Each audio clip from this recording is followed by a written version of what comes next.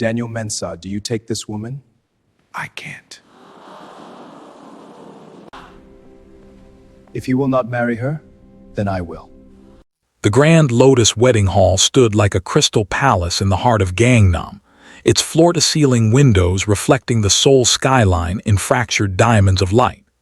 Inside, 300 guests sat beneath chandeliers that cost more than most people's homes, their designer clothes rustling like expensive whispers as they waited for the ceremony to begin.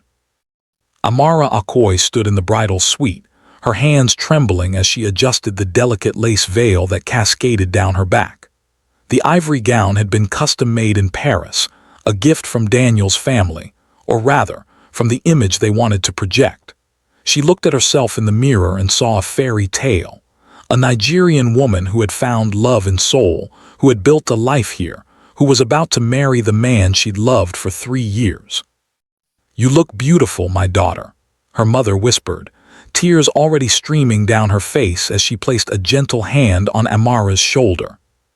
Beautiful, yes, she felt beautiful. She felt like she was floating. The music changed. The processional began. Amara walked down that aisle with her father's arm linked through hers, her heart pounding so hard she could hear it over the orchestra. The guests turned to look, phones discreetly raised to capture the moment. She saw their smiles, their approving nods. She had worked so hard to be accepted here, to prove herself worthy of their world. And there at the altar stood Daniel Mensah in his perfectly tailored tuxedo, his smile bright and confident as always. She reached the altar. Her father kissed her cheek and stepped back. Daniel took her hands. His palms were sweating. "Daniel," she whispered, noticing how pale he looked beneath the lights. The officiant began speaking, his voice warm and practiced. Amara barely heard the words. She was looking at Daniel, at the way his eyes kept darting to someone in the third row, a silver-haired man in an expensive suit who sat with his arms crossed, his face carved from disapproval. "Daniel, what's wrong?" she asked quietly. He squeezed her hands, too tight, not the tender touch of a groom but the desperate grip of someone drowning. The officiant reached the vows. "Daniel Mensah, do you take this woman?" "I can't." 2 words, quiet at first but they echoed through the hall like a gunshot. The music stopped. "What?" Amara's voice cracked. Daniel pulled his hands away from hers, taking a step back. "I'm sorry, Amara, I can't do this, I can't. We can't do this." 300 people held their breath. "Daniel, please," she reached for him, but he stepped back again, creating distance between them as if she were something contaminated. "You're a wonderful woman," he said, loud enough now for everyone to hear. His voice was shaking but determined, like he'd rehearsed this. "But I've realized, we're not compatible. Our backgrounds, our families have different expectations. I should have been honest sooner, but I couldn't. I can't marry someone who doesn't fit into the world I need to maintain." Someone in the crowd gasped. A phone camera light flickered on. Amara felt the floor tilt beneath her feet. "You're doing this now, here, in front of everyone." "I'm sorry," but he was already backing away, already looking toward the exit. "I hope you understand. I wish you well, truly." "Daniel," her voice broke into a sob. She tried to follow him, her expensive dress tangling around her legs, her veil slipping. "Please, don't leave me here like this." But he was gone, walking down the aisle, past the frozen guests, past her parents whose faces had crumbled into horror and shame. Whispers erupted like wildfire. "Did he just? Oh my God, the video. I always thought she was. How embarrassing. Poor thing, but honestly." Amara stood at the altar alone, her chest heaving, tears streaming down her face. The beautiful makeup she'd spent hours on already running in dark streaks. She could see her mother sobbing in the front row, her father's hands clenched into useless fists. She could feel 300 pairs of eyes burning into her skin, dissecting her humiliation, already composing the social media posts that would destroy what was left of her reputation. She had to run. She had to get out. She gathered her dress in shaking hands and turned toward the side exit. "Stop!" The voice came from the back of the hall, deep, calm, cut through the chaos like a blade through silk. Every head turned. A man stood in the shadows near the entrance, his form backlit by the late afternoon sun streaming through the windows. He was tall, dressed in a black suit that looked like it cost more than the entire wedding, his dark hair perfectly styled. As he stepped forward into the light, Amara saw a face that could have been carved from marble, sharp cheekbones, full lips set in a neutral expression, and eyes so dark they looked black. He walked down the aisle with the kind of quiet authority that made people unconsciously move aside. No hurry, no aggression, just absolute certainty in every step. "If he will not marry her," the stranger said, his eyes fixed on Amara, "then I will." If you love powerful romance stories with shocking twists and unforgettable characters, subscribe right now and turn on notifications. You do not want to miss what happens next. The hall erupted. "Who is that? Is that, oh my God, is that Kang Min-jae? What is he doing here? Someone said he owns half of Gangnam." "No, he owns half of Seoul." Amara stared at the stranger, at Kang Min-jae, as he approached the altar. Up close, he was even more striking. There was something unsettling about his perfection, about the way he moved like a predator in human skin. But his eyes, when they met hers, weren't cold. They were understanding. "Who are you?" she whispered. "Someone who knows what it feels like to be humiliated in public," he said quietly, so only she could hear. Then, louder, addressing the crowd, "The hall is reserved. The guests are here. The ceremony is prepared. It would be a waste to cancel everything." "This is insane," the voice came from the entrance. Daniel had returned, his face red with anger and confusion. He stormed back down the aisle, pointing at Min-jae. "You can't just, who the hell do you think you are?" Min-jae turned slowly to face him. He didn't raise his voice. Didn't need to. "I am Kang Min-jae, and you are the man who just made the worst decision of his life." The way he said it, so quiet, so matter-of-fact, made Daniel freeze mid-step. Recognition dawned on Daniel's face like a slow horror. The color drained from his skin. You're the Kang Min-jae, the one who owns." "Yes," Min-jae's expression didn't change. "Now leave. You gave up your place here. I'm taking it." "You can't just marry her. She doesn't even know you." Min-jae glanced at Amara. "Do you want to stay here and let them mock you, or do you want to walk out of here with your head high?" Amara's mind was spinning. This was insane. This man was a stranger. But as she looked around the hall at the phones recording her tears, at the guests whispering behind their hands, at her parents' devastated faces, at Daniel standing there like he'd already forgotten her name, she understood what Min-jae was offering. Not love, not even kindness necessarily. Escape, dignity, a way to turn her public destruction into something else entirely. "I don't understand why you're doing this," she said. "You don't need to, not yet." He extended his hand to her. "But if you take my hand now, I promise you, no one will ever make you feel this small again." Behind him, the silver-haired man from the third row had stood up, his face twisted with rage. "Daniel, what are you doing? Stop this."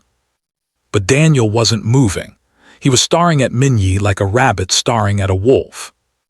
Amara looked at Min-jae's outstretched hand, strong fingers, no ring, no trembling. She placed her hand in his. His grip was warm, steady, absolutely certain. He led her back to the altar, and the officiant, too shocked to do anything else, stammered through the ceremony. When Min-jae was asked if he took this woman as his wife, he said, "I do," without hesitation. When Amara was asked the same question, she looked into those dark eyes and saw something she couldn't name, something that felt like a promise. "I do," she whispered. "You may kiss the bride." Min-jae leaned in close, his lips barely brushing her cheek. "We don't have to do that part," he murmured. "Not today." Then he turned to face the crowd, still holding her hand. The reception will proceed as planned. Anyone who has a problem with this arrangement is welcome to leave. No one moved. No one dared. As they walked back down the aisle together, Amara saw the phones were still recording, but now the whispers were different. Did that really just happen? Who is she that Kang Min-jae would? Daniel just lost everything. I need to get a picture. At the entrance, Daniel tried one more time. Amara, please, you don't know what you're doing. Min-jae didn't even look at him. He simply raised one hand, and two men in black suits materialized from nowhere, gently but firmly guiding Daniel away. Don't contact her again, Min-jae said. Consider that a courtesy warning. Outside, a black Mercedes waited. The door was already open. Min-jae helped Amara inside, her massive dress barely fitting through the door. He slid in beside her, and the car pulled away smoothly before the paparazzi could swarm them. Amara sat in stunned silence, her veil still askew, her makeup ruined, her heart hammering in her chest. Where are we going? She finally asked. Home, Min-jae said simply. You're home now if you choose to accept it. I don't even know you.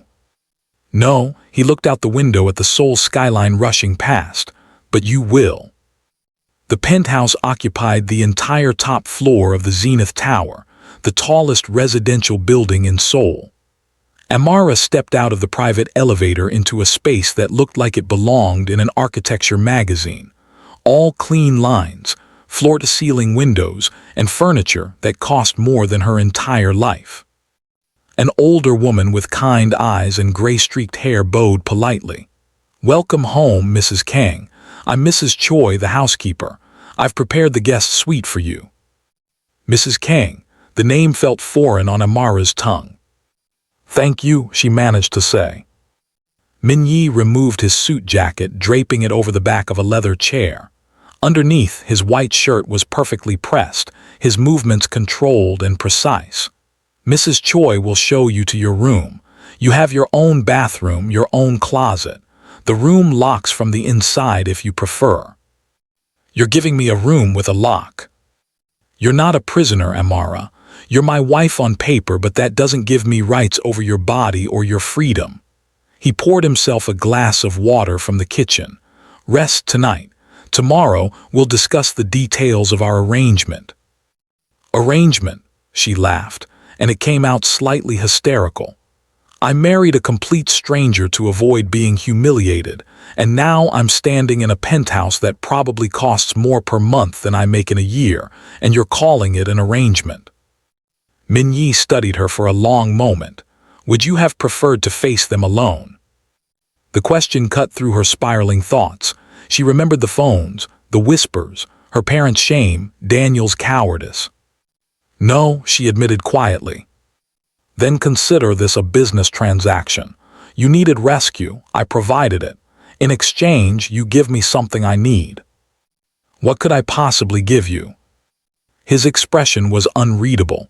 A legitimate marriage. In my world, appearances matter. Having a wife makes me seem less dangerous, more respectable. Your world, she took a step closer to him. Who are you really, Kang Min-jae? Someone who understands what it's like to be destroyed in public, he said. Someone who decided a long time ago that no one would ever have that power over me again. And now, no one will have that power over you either. It wasn't really an answer, but Amara was too exhausted, too emotionally drained to push further. Mrs. Choi led her to a bedroom that was larger than her old apartment. There was a dress already laid out on the bed, simple, comfortable in her exact size. How did you? Mr. Kang is very thorough, Mrs. Choi said with a gentle smile. He had your measurements from the wedding dress designer. I took the liberty of ordering some basics for you. More will arrive tomorrow. Amara sank onto the bed after Mrs. Choi left, still wearing the wedding dress that was supposed to be for Daniel. She looked at the simple gold band on her finger. Min-jae had produced it from somewhere during the ceremony, and it fit perfectly. She should be terrified. She should be planning her escape.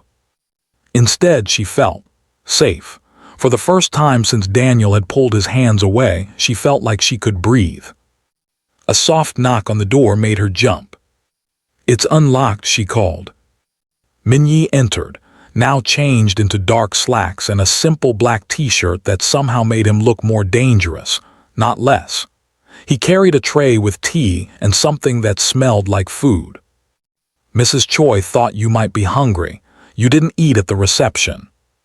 There was no reception. No, there wasn't. He set the tray on the small table by the window. "Amara, I need you to understand something. What happened today, it will be all over social media by morning. Your face, my face, the whole story. It will be twisted and exaggerated and turned into entertainment." She felt her stomach drop. "I know. But the narrative will be different now. Instead of woman abandoned at the altar, it will be mysterious billionaire steals bride. They'll make me the villain and you the victim, or they'll make you the gold digger and me the fool. Either way, they'll talk. I didn't ask for any of this." "No, but you're in it now, so we control the story. Tomorrow, my publicist will release a statement. We'll say we've been seeing each other for months, that Daniel found out and couldn't handle it, that today was simply making it official. You want me to lie? I want you to survive." He moved to the window, looking out at the city lights. "I've been where you are, not the same circumstances, but the same feeling. The feeling of being small and powerless while everyone watches you break." "What happened to you?" He was quiet for a long time. When he spoke, his voice was softer. "My father built an empire from nothing. Legitimate businesses, legitimate money. But when I was 15, his business partner betrayed him, framed him for crimes he didn't commit. The trial was public, televised. They tore my father apart in front of the world and there was nothing I could do but watch. I'm sorry." He died in prison 2 years later, heart attack, but it wasn't his heart that killed him, it was the shame, the helplessness. He'd spent his whole life building something and they destroyed it in months. Min-jae turned to look at her. "I swore I would never be powerless again, so I built my own empire, one they couldn't touch, one they would fear." Amara heard what he wasn't saying. An empire that's not exactly legitimate. His smile was cold. "I prefer to think of it as operating in the spaces between the laws. I provide services. I solve problems. I ensure that people who matter stay in power and people who threaten that power don't. You're telling me you're a criminal. I'm telling you I'm untouchable, and now so are you." Before we go further into this unbelievable turn of events, take a second to subscribe. Stories like this only get more intense, and you will not believe who Kang Min-jae really is. Amara barely slept that night. She lay in the enormous bed, staring at the ceiling, trying to process everything that had happened. Every time she closed her eyes, she saw Daniel's face, heard his words, felt the weight of 300 people's judgment. But then she remembered Min-jae's hand, steady, certain, pulling her out of hell. In the morning, she found him in the kitchen, dressed in another perfect suit, drinking coffee and reading something on his tablet. He looked up when she entered. "There's breakfast, Mrs. Choi made extra." Amara poured herself coffee, grateful for the simple task. On the counter, she saw his tablet screen before he could turn it away. Her face, Daniel's face. The headline, "Wedding Shocker, Groom Abandons Bride, Billionaire Kang Min-jae Stepsn." "Don't read the comments," Min-jae said. Too late. She had already seen some of them, half calling her lucky, half calling her a home wrecker. All of them acting like she was a character in a drama, not a real person whose life had just imploded. "My lawyer will be here at 10. You'll need to sign some papers.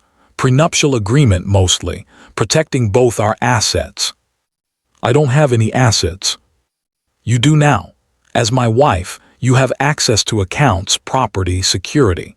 The prenup ensures that if we dissolve this marriage, you leave with enough to start over comfortably." Amara set down her coffee cup. How long are you planning for this to last? As long as it's mutually beneficial. A year, maybe 2. Long enough to be believable. Then we can divorce quietly and you can go back to your life. My life is destroyed. Your old life is destroyed, he corrected. But you can build a new one, better, stronger, I'll make sure of it. The lawyer arrived exactly at 10. The prenuptial agreement was surprisingly fair, more than fair. If they divorced, Amara would receive a settlement that would make her financially independent for life. There were clauses about privacy, about not speaking to the press, about maintaining the appearance of a legitimate marriage in public. You're very prepared for this, she said as she signed. I'm always prepared, Min-jae replied. Over the next few days, Amara began to understand what life as Mrs. Kang meant. She had a driver, a bodyguard she rarely saw but knew was always there, a credit card with no limit. Mrs. Choi's gentle presence making sure she ate, slept, had everything she needed. And Min-jae himself, distant but not cold. He worked long hours, often disappearing into his office for business calls in languages she didn't understand. But every evening he had dinner with her, asked about her day, listened when she talked about the graphic design work she used to do, the life she'd built before Daniel. You can continue your work if you want, he said one night, or start your own business. You have the resources now. I can't just take your money. It's our money. That's what marriage means, even if it's just on paper. She studied him across the table. He was always so controlled, so measured. But sometimes, when he thought she wasn't looking, she saw something else in his eyes, something wounded. Why did you really help me? She asked. The truth. He was quiet for a long moment. Because I saw my father in you, standing there powerless while they tore you apart, and I thought, maybe this time I could stop it. Her heart twisted. I'm not your father. No, but maybe saving you is the closest I'll ever get to saving him. 3 weeks into their marriage, Amara discovered exactly what Min-jae's empire meant. She'd been in his office looking for a book he'd mentioned when she found the concealed safe partially open. Inside were documents, contracts with names she recognized from the news, politicians, judges, business leaders, all of them tied to Kang Min-jae through a web of money and influence that made her blood run cold. And underneath those, a leather folder labeled enforcement. She shouldn't have opened it, but she did. Photos, surveillance reports, details about people who had apparently crossed Min-jae or threatened his interests, and notes about how those threats had been resolved. You weren't supposed to see that. She spun around. Min-jae stood in the doorway, his expression unreadable. You're a criminal, she whispered. You said you operated in gray areas, but this is. This is who I am. He stepped into the room but didn't approach her. I told you I built an empire they couldn't touch. This is how. People are afraid of you. Yes. You hurt people. I protect what's mine, and I remove obstacles. But I'm not a monster, Amara. Everything in that folder, those people made choices, betrayed agreements, threatened innocent people to serve their own greed. I simply restored balance. She clutched the folder to her chest. And me, am I one of your assets to protect now? You're my wife. On paper. Yes, on paper, but that paper makes you untouchable. No one will hurt you. No one will humiliate you. No one will make you feel powerless ever again. That's what I promised you, and I keep my promises. She wanted to run, wanted to call the police, her parents, someone. But as she looked at him standing there, she remembered something important. He had never lied to her, not once. He'd told her he built an empire in the spaces between laws. He'd told her he ensured people who mattered stayed in power. He'd told her he made sure threats didn't. She just hadn't wanted to understand what that meant. Are you going to hurt me? She asked quietly. No, never. Even if I leave. Even then, the prenup stands, the protections stand. If you walk out that door tonight, you'll have security following you for the rest of your life and enough money to go anywhere, but you'll still have my protection. Why? Because I chose to help you, and I don't go back on my choices. Amara looked down at the folder in her hands. Then slowly, she put it back in the safe. I'm not saying I'm staying, she said, but I'm not leaving tonight. Something flickered in his eyes. Relief, gratitude, it was gone too quickly to tell. Fair enough. The next morning, Daniel called. Amara stared at her phone, her ex-fiancé's name flashing on the screen. She'd blocked him weeks ago, but apparently he'd found a way around it. Min-jae looked up from his newspaper. Don't answer it. But she did. Amara, thank God, I've been trying to reach you for weeks. We need to talk. There's nothing to talk about, Daniel. Yes, there is. I made a mistake, a terrible mistake. I let my investors pressure me, but I've realized you're what matters, not them. I want you back. She laughed bitterly. You humiliated me in front of 300 people. I know, and I'll spend the rest of my life making it up to you. Please just meet with me. Let me explain. We can fix this. I'm married now. To a criminal, his voice rose. Amara, do you know what people are saying? Do you know what Kang Min-jae really is? He's dangerous. He's going to hurt you. I'm trying to save you. Funny, he said the same thing about you. Please. She hung up. Min-jae was watching her carefully. He'll try again. He's realized that refusing you was the worst business decision he ever made. Because of you, because of who you are. Because of who we are together. Power is about perception, Amara. Right now, you're perceived as someone important enough for me to marry. That makes you valuable. I don't want to be valuable because of you. Then build your own value. Start that design business. Make a name for yourself. I'll give you the platform, but the work has to be yours. She looked at him, this strange man who had saved her and terrified her and somehow, impossibly, made her feel safe. Why do you care if I succeed? Because watching you give up would make saving you pointless. Daniel didn't give up. 2 days later, he showed up at the penthouse building. Security stopped him in the lobby, but he made a scene loud enough that Amara heard about it from Mrs. Choi. He's claiming Mr. Kang kidnapped you, Mrs. Choi said, wringing her hands. Should I call the police? No. Amara stood up from her desk, the desk Min-jae had had installed in one of the spare rooms so she could work on her design projects. I'll handle this. She went down to the lobby, Min-jae's head of security following discreetly. Daniel was there, disheveled and desperate, arguing with the front desk staff. Amara, he rushed toward her when he saw her. Thank God, you need to leave with me right now. You're not safe here. I'm perfectly safe. He's controlling you, can't you see that? The only person who ever controlled me was you. Her voice was steady now, stronger.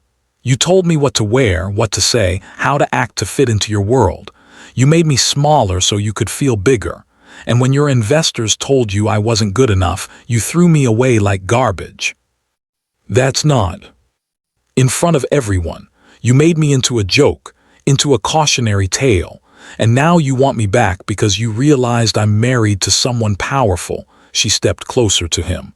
I'm not coming back, Daniel, not now, not ever. You're making a mistake. No, marrying you would have been the mistake. This. She looked back at the security guard, at the luxury building, at the life she was building in the ruins of her old one. This is me surviving. She turned and walked away. Behind her, she heard Daniel shouting, but security was already escorting him out. When she got back to the penthouse, Min-jae was in the living room, his phone pressed to his ear. He looked up when she entered, said something in rapid Korean and ended the call. I handled it, she said before he could ask. I know, I was watching the security feed. He gestured to his tablet. You were good, strong. I learned from the best. She sat down across from him. He called you a criminal, said you were dangerous. Was he wrong? No. But you've never hurt me. No, and I won't. Why? Because hurting you would make me just like everyone else who's destroyed someone weaker, and I swore I'd never be that person.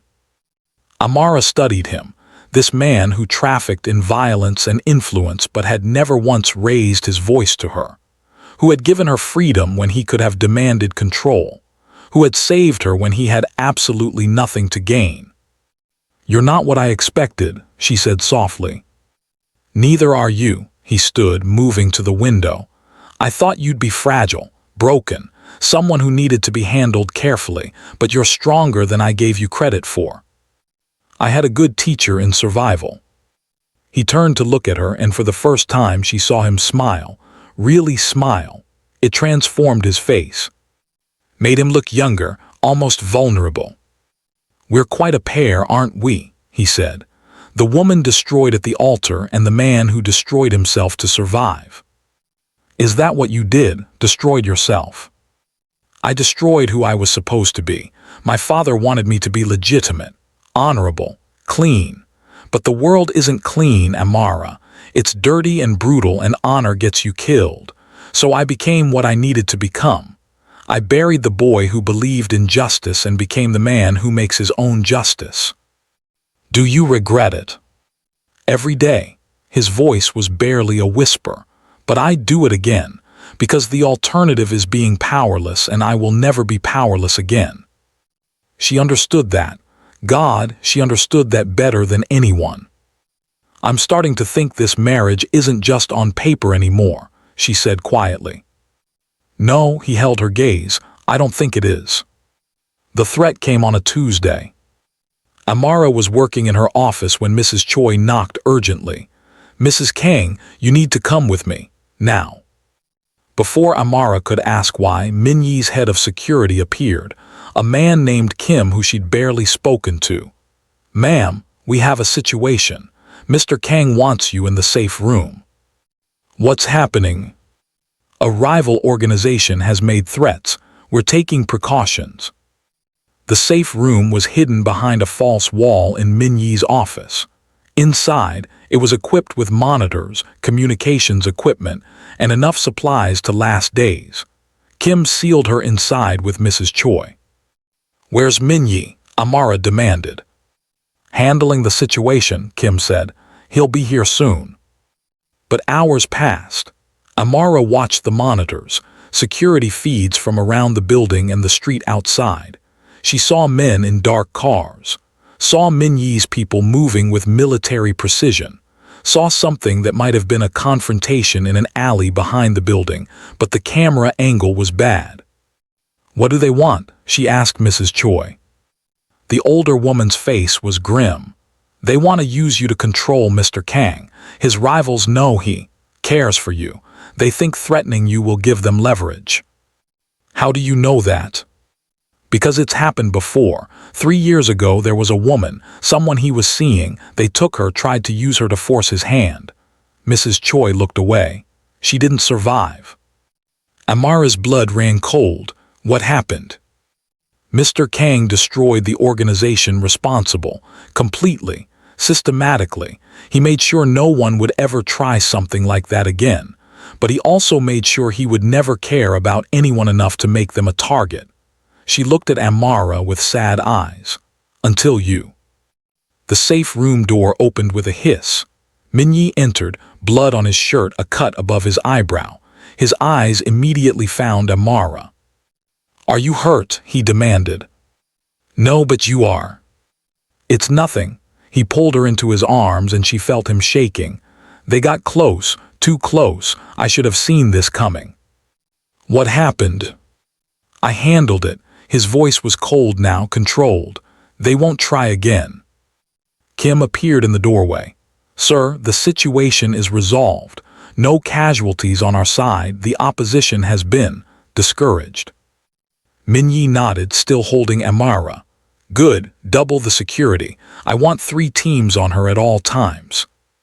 I don't need. Yes, you do. He pulled back to look at her, his hands framing her face. They tried to use you to get to me. They will try again unless I make the cost too high. so that's what I'm going to do. By destroying them. By making an example, by showing everyone in this city that touching you means war. His eyes were fierce. You're mine now, Amara. Maybe that started as a transaction, but it's not anymore. You're mine and I protect what's mine. She should be frightened, should be horrified by the violence in his voice, the blood on his clothes, the cold certainty that he would kill to keep her safe. Instead, she felt something she hadn't felt in months. Cherished.